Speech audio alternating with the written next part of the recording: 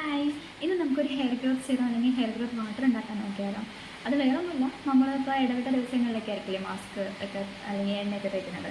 അത് കൂടാതെയുള്ള ഒന്നും ചെയ്യാതിരിക്കുന്ന ദിവസങ്ങളിൽ അന്നേരമൊക്കെ നമുക്ക് ഗ്രോത്ത് ഒക്കെ പ്രൊമോട്ട് ചെയ്യാൻ വേണ്ടിയിട്ട് നമുക്കൊരു സ്പ്രേ ചെയ്യുന്നൊരു വാട്ടർ ഉണ്ടാക്കാൻ പോകുന്നു. അപ്പോൾ നമുക്ക് അതിനാവശ്യമായിട്ടുള്ള കുറച്ച് സാധനങ്ങൾ വേണം. ഒന്ന് നമ്മൾ റോസ്മേരി ലീവ്സാണ്, പിന്നെ ഫ്ലാക്സ് സീഡ്, പിന്നെ ചെമ്പരത്തി, ഹിബിസ്കസ്. 5 ചെമ്പരത്തിയാണ് എടുത്തിട്ടുള്ളത്. എത്രത്തോളം ചെമ്പരത്തി കിട്ടാവോ അത്രത്തോളം നല്ലതാണ്. എനിക്കിവിടെ ആകെ പക്ഷേ 6 കിട്ടിയുള്ളൂ. കാരണം മഴ പെയ്തുകൊണ്ടിരിക്കുന്ന കാരണം എല്ലാം തന്നെ ഇങ്ങനെ വാടിക്കൊഴിഞ്ഞൊക്കെ പോയേക്കായിരുന്നു. അപ്പോൾ അതുകൊണ്ട് ഞാൻ നല്ലതായിട്ട് നിൽക്കുന്ന കുറച്ച് മാത്രമേ പറിച്ചുള്ളൂ. ആക്ച്വലി വാടിക്കൊഴിഞ്ഞാൽ കുഴപ്പമൊന്നുമില്ല, പക്ഷെ ഞാൻ ഒരു 6 പറിച്ചിട്ടുള്ളൂ, 5-6. അപ്പോൾ ഫ്ലാക്സ് സീഡ്, ഹിബിസ്കസ്, അതുപോലെ തന്നെ റോസ്മേരി, ഈ 3 സാധനമാണ് മെയിൻ ഇൻഗ്രീഡിയൻസ്.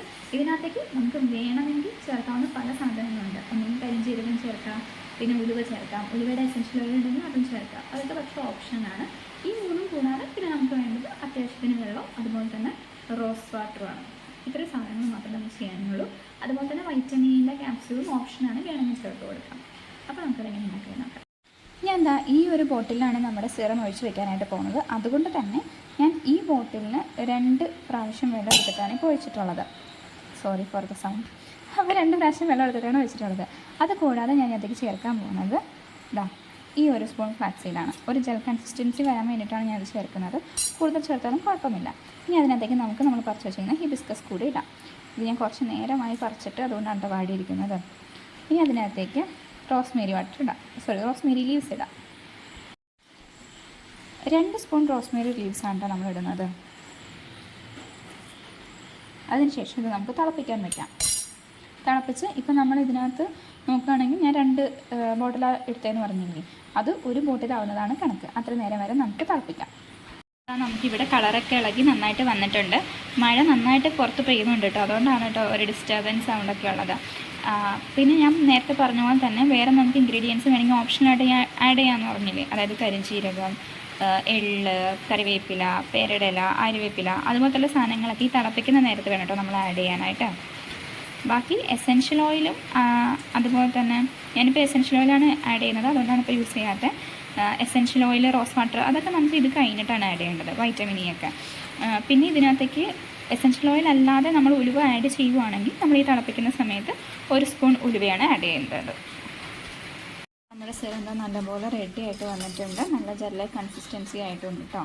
ഇനി നമുക്ക് ഇത് ഒരു പാത്രത്തിലേക്ക് അരിച്ചെടുക്കാം. ചൂടാറുന്നതിനേക്കാൾ മുന്നേ അരിക്കുന്നതെന്നാണ് നല്ലത്, അല്ലെങ്കിൽ ഇത് ഭയങ്കര കട്ടയായി പോകും കേട്ടോ.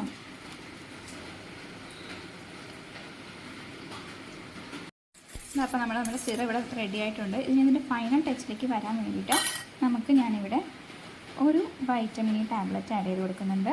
അതുപോലെ തന്നെ 2 സ്പൂൺ റോസ് വാട്ടറും.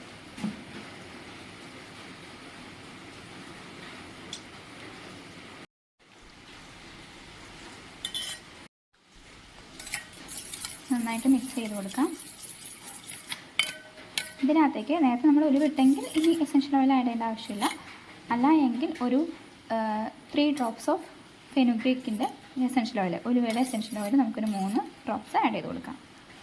എല്ലാം ചേർന്ന് നമുക്ക് നന്നായിട്ടൊന്ന് മിക്സ് ആയതിന് ശേഷം ചൂടാറി കഴിഞ്ഞിട്ട് നമുക്ക് നമ്മുടെ ഏത് കണ്ടെയ്നറിലാണോ നമ്മൾ, ഒരു സ്പ്രേ ബോട്ടിലാണ് ഉത്തമം, അപ്പം അതിനകത്തേക്ക് നമുക്ക് ട്രാൻസ്ഫർ ചെയ്യാം. സോ നമ്മളപ്പോൾ നമ്മുടെ സിറം ബോട്ടിലേക്ക് മാറ്റിയിട്ടുണ്ട് കേട്ടോ. ഇതിൻ്റെ ഉപയോഗം മെയിനായിട്ട് ഞാൻ പറയുവാണെങ്കിൽ, അതായത് എൻ്റെ ഒരു ഇതനുസരിച്ച് പറയുവാണെങ്കിൽ ഇത് കണ്ടോ, ഇവിടെ ഈ മുടി ചെറുതായിട്ട് വന്നിട്ടുള്ളൂ. ആക്ച്വലി എനിക്ക് പണ്ട് മുട്ടയടിക്കുന്നതിനേക്കാളും മുന്നേ ഞാൻ ഈ ട്രീറ്റ്മെൻറ്റൊക്കെ ചെയ്തുകൊണ്ടിരുന്നത്, ട്രീറ്റ്മെൻറ്റ് ഇൻ ദ സെൻസ് ഈ സാധനങ്ങളൊക്കെ ഉപയോഗിച്ചുകൊണ്ടിരുന്നതായിരുന്നു. പക്ഷെ അന്നേരം ഞാൻ റോസ്മേരി ഉപയോഗിക്കുന്നില്ല. മുട്ടയടിച്ചതിന് ശേഷമാണ് ഞാൻ എൻ്റെ തലയിൽ റോസ്മേരി ഉപയോഗിക്കാനായിട്ട് തുടങ്ങിയത്. അപ്പോൾ അതിന് മുന്നേ ഞാൻ ഇത് തേക്കുമ്പോഴും ഞാൻ മെയിനായിട്ട് സ്പ്ലിറ്റൻസിന് വേണ്ടിയിട്ടായിരുന്നു. സ്പ്ലിറ്റൻസ് വരാതിരിക്കാൻ വേണ്ടിയിട്ടുള്ള ഒരു പ്രിപ്പറേഷനായിട്ടായിരുന്നു ഞാനിത് മെയിനായിട്ട് നിൽക്കുന്നത്. പിന്നെ ഹെയർ ഗ്രോത്തും. സ്പ്ലിറ്റൻസ് വന്നു കഴിഞ്ഞാൽ പിന്നെ നമുക്ക് പറഞ്ഞിട്ട് കാര്യമില്ല, വെട്ടിക്കളയ തന്നെ വേണം. അപ്പം ഞാൻ സ്പ്ലിറ്റൻസ് വരാതെ ഇട്ടിട്ടുണ്ട് കേട്ടോ.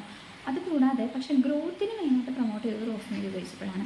കാരണം പറയാൻ കാരണം ഇപ്പോൾ തന്നെ കാണിച്ചിട്ടുണ്ട്, ഈ റോസ്മേരി ഉപയോഗിച്ച് തുടങ്ങിയപ്പോൾ തന്നെയാണ് എനിക്ക് ഇവിടെ മുടി വരാനായിട്ട് തുടങ്ങുന്നത്. പിന്നെ അതുപോലെ തന്നെ മാസ്ക് ഒക്കെ നമ്മൾ അപ്ലൈ ചെയ്യുന്നതിൻ്റെ ഒരു പ്രത്യേകത കൂടെ ഉണ്ടായിരിക്കും. പക്ഷേ ഞാൻ ശരിക്കും ഒരു ഡിഫറൻസ് കാണാൻ തുടങ്ങിയത് റോസ്മേരി ഉപയോഗിച്ച് തൊട്ടാണ്. അതുപോലെ തന്നെ ഗ്രോത്തിന് എന്തായാലും പ്രൊമോട്ട് ഇത് ചെയ്യും. അതുപോലെ തന്നെ സ്പ്ലിറ്റൻസ് ഇപ്പം എനിക്ക് വരാനായിട്ടില്ല. പിന്നെ നമ്മുടെ മുടി വളരുമ്പോൾ സ്പ്ലിറ്റൻസ് വരാതിരിക്കാൻ വേണ്ടിയിട്ട് മുടിയുടെ തുമ്പിൽ ഇത് തേച്ച് കൊടുത്താൽ നല്ലതാണ്. മെയിനായിട്ട് ഞാൻ ജസ്റ്റ് ഇപ്പം എനിക്ക് തലയോട്ടിലാണ് നമ്മൾ സ്പ്രേ ചെയ്യാൻ പറ്റുള്ളൂ, അപ്പോൾ അവിടെയാണ് ഞാൻ ചെയ്യാറുള്ളത്. പണ്ടെന്ന് വെച്ച് കഴിഞ്ഞാൽ തലയോട്ടിലും ചെയ്യുമായിരുന്നു, അതുപോലെ തന്നെ ജസ്റ്റ് സ്പ്ലിറ്റ് എൻഡ്സിന് മാത്രമേ ചെയ്യുള്ളൂ, അല്ലാണ്ട് ഫുൾ ലെങ്ത് മുടി ചെയ്യാറില്ല. നമ്മൾ തലയോട്ടിൽ ചെയ്യുന്നു, സ്പ്ലിറ്റ് എൻഡ്സ് അല്ലെങ്കിൽ അതിൻ്റെ ഫയൽ പോർഷനിൽ നമ്മുടെ ഹെയറിൻ്റെ ഏറ്റവും അറ്റത്തെ പോർഷനിൽ മാത്രമാണ് ഞാൻ തേച്ച് കൊടുക്കാറുള്ളൂ. അതും ഇപ്പോൾ റോസ്മേരി ഉപയോഗിക്കുന്നുണ്ട്. റോസ്മേരി ഡ്രൈനെസ് കൂട്ടാൻ ആയിട്ട് സാധ്യതയുള്ളൊരു സംഭവമാണ്, അതുകൊണ്ട് തന്നെ ഡെയിലി നമ്മൾ ഉപയോഗിക്കരുതെന്നാണ് പറയുക.